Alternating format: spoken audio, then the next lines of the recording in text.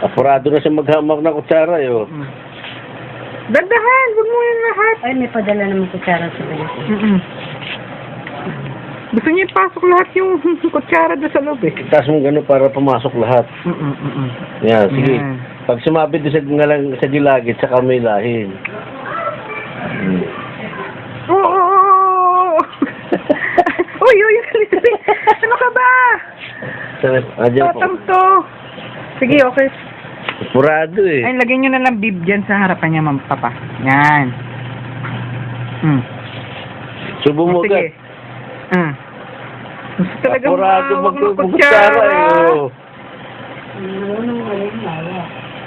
Nadudulas lang ako sa kutsara kasi yung higpit ng ano niya eh. Ayan, oh. Bitaw. Kukuha pa ako.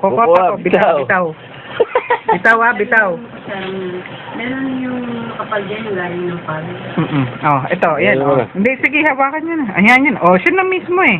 Oh, sige. Bakit ng tita? Mabagal, sorry po mabagal. Pero yung grip ko, dumudulas kasi gusto niya ipasok lahat yung kutsara sa loob. Masugatan eh, yung grip to. Nakain na siya ng sangkaya. Sige, sabit mo sa ngalang-gala sa kamay lahi pag naubos.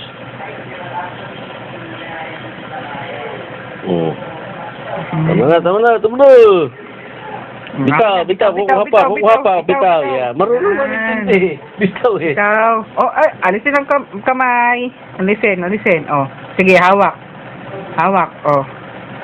Lalagay natin sa bibig, ha? Ayun o.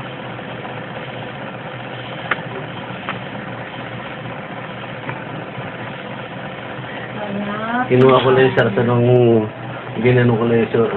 Pagtikim umiyak. Sige, pakainin. Oh, dahan-dahan. Huwag mo papasok lahat yung kutsara. Bitaw. Bitaw. Bitaw, kukuha ng Bitaw. Yeah. Very good. Oo, kamay. Yung kamay, tanggal. Yung kamay. Alis ang kamay. Oh. Nga. Papa, tubig siya. Hindi, tubig siya. Masakit ang nepen. Oh, tubig.